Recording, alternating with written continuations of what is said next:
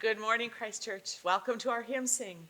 The hymn sing is to open our hearts and minds towards the theme for this day, but also to open our voices and singing, getting our stuff going, and hopefully you sing vibrantly throughout the service and into your week beyond. You're welcome to sing this every morning this week if you want to do this hymn sing. We're going to look at 3 hymns today. The theme of our Shepherd Sunday is coming through in all of them. And so the first one is also going to be our first hymn of the service, The King of Love, My Shepherd Is. And because I haven't done this yet, I want to direct your eyes down to the bottom of the page for you to realize how much information historically is given for each of our hymns at the bottom of our hymnal. So you'll notice the tiny little writing in the bottom left corner and the bottom right corner underneath 520 is our first hymn. So if you are looking at the appendix or the part that's been added to this, or if you're looking at the hymnal, number 520.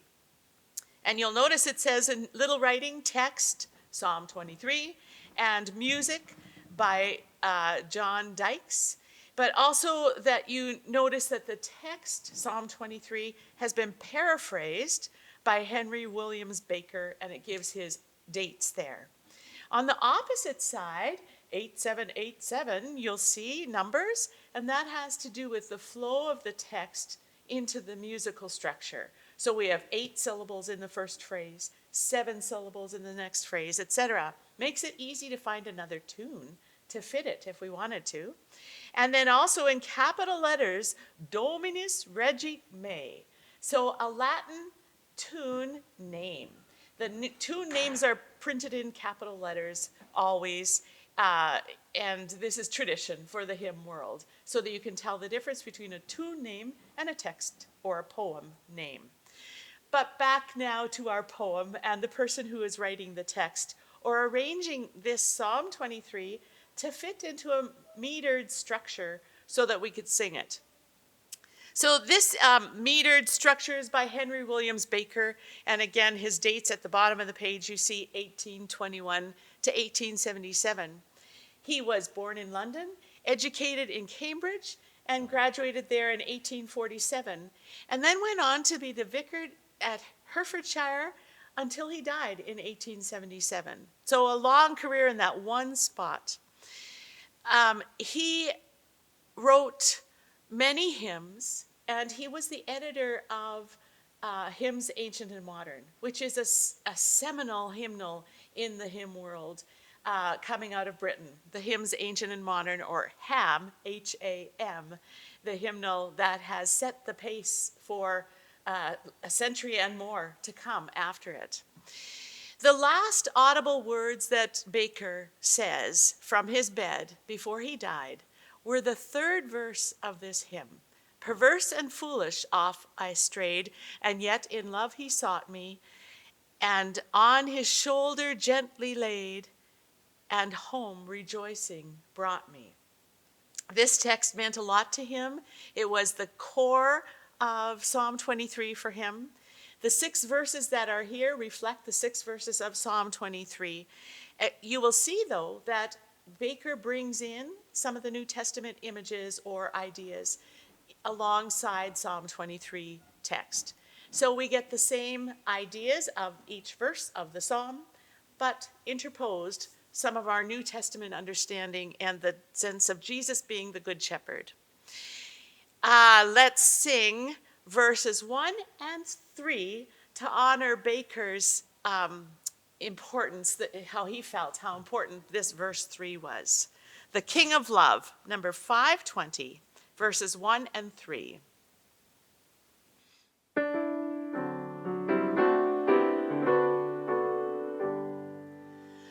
The King of Love, my shepherd is, whose goodness faileth never. I nothing lack if I am his, and he is mine forever. Perverse and foolish oft I strayed, but yet in love he sought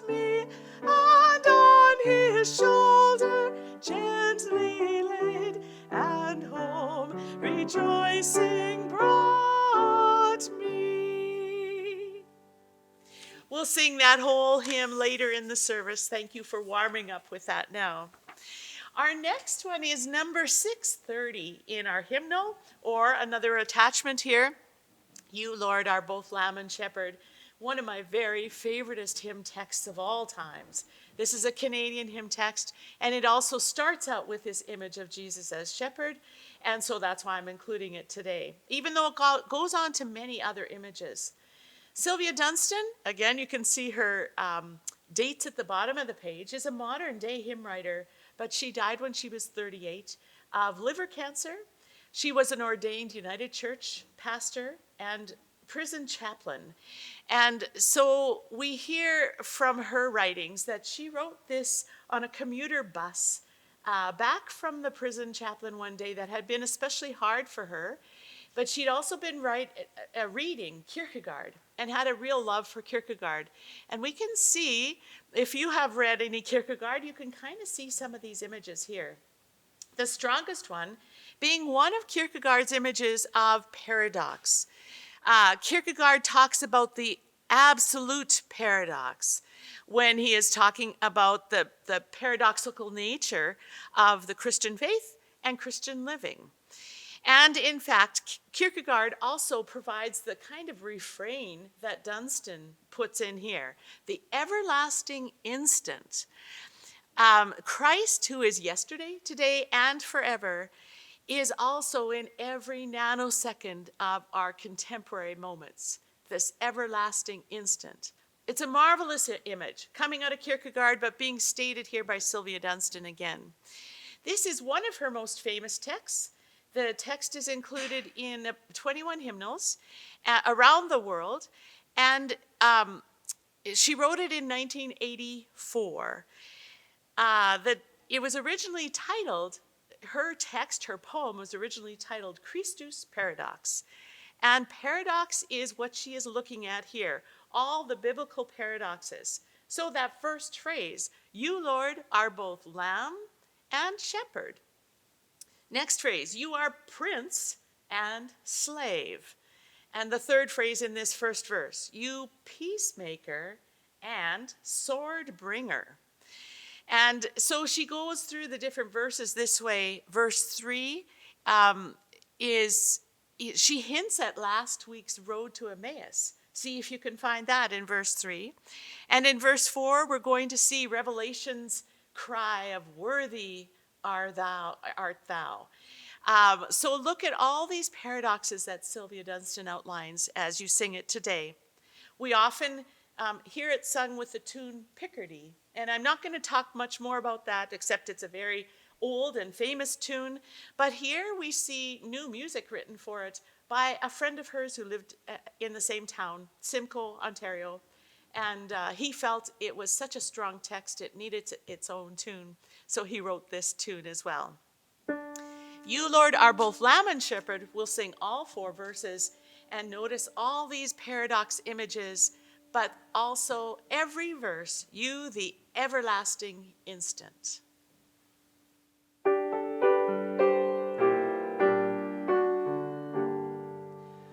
You, Lord, are both lamb and shepherd. You, Lord, are both prince and slave. You, peacemaker and sword bringer, of the way you took and gave. You, the everlasting instant, you whom we both scorn and crave. Clothed in light upon the mountain, stripped of might upon the cross, shining in eternal glory, beggared by a soldier's toss. You, the everlasting instant, you who are both gift and cost. You who walk each day beside us, in its power at God's side. You who preach search a way that's narrow, have a love that reaches wide. You, the everlasting instant, you are our pilgrim guide. Worthy are our earthly Jesus, worthy is our cosmic Christ, worthy our defeat and victory, worthy still your peace and strife. You, the everlasting instant, you are our death and life. I just love that piece. Another one that we're probably going to grow to love a lot is a brand new hymn that is written, and we're going to sing it as our prayer response today.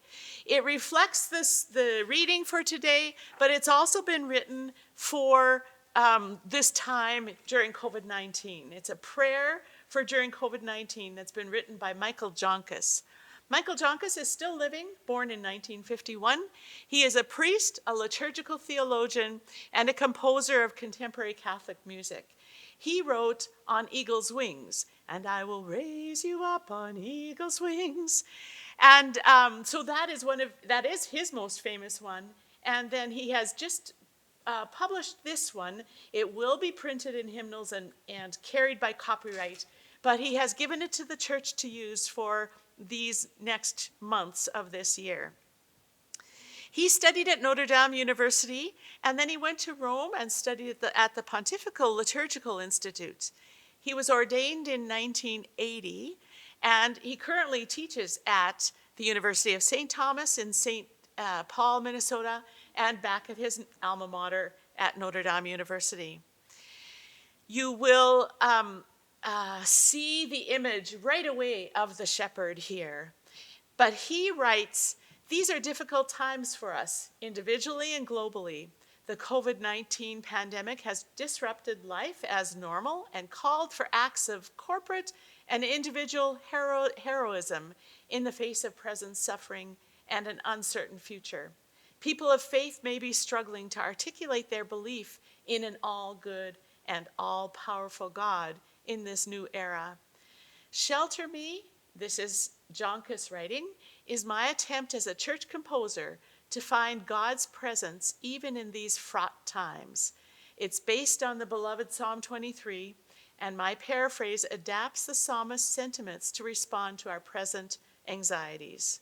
While the text is clearly in the first person singular, reflecting the intimacy of Psalm 23, I believe that, like many spirituals also using I language, it can reflect our common experience when sung by an assembly sharing that same experience. Today we sing it as an assembly, but we sing it from our homes knowing that it is being sung at the same time or in the same time frames in homes around Edmonton, in homes around the world, as this has been offered to the world from Michael Joncas. You will hear the refrain after the verse gets started. When we sing it during the service, we'll start with the refrain. Here we go, though, and the music I've included as an attachment. If you want to sing the verse, you sure can. Later in the service, you'll join in on the refrain only.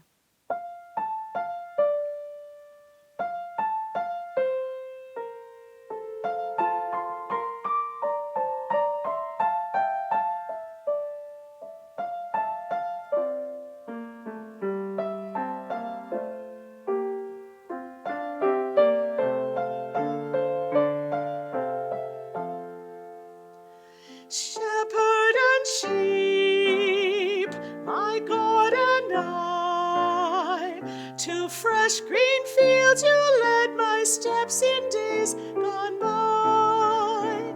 You gave me rest by quiet springs and filled my soul with peace your loving presence brings. Oh, shelter me, shelter me. The way ahead is is dark and difficult to see. Oh, shelter me, oh, shelter me. All will be well if only you will shelter me.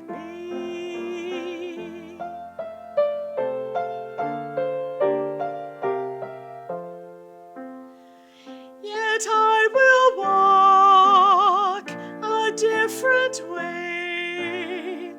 Death dogs my path with steady steps from day to day. I cannot find your peaceful place, but walk in dreary darkness, longing see your face. Oh, shelter me, oh, shelter me. The way ahead is dark and difficult to see. Oh, shelter me, oh, shelter me. All will be well if only you will shelter me.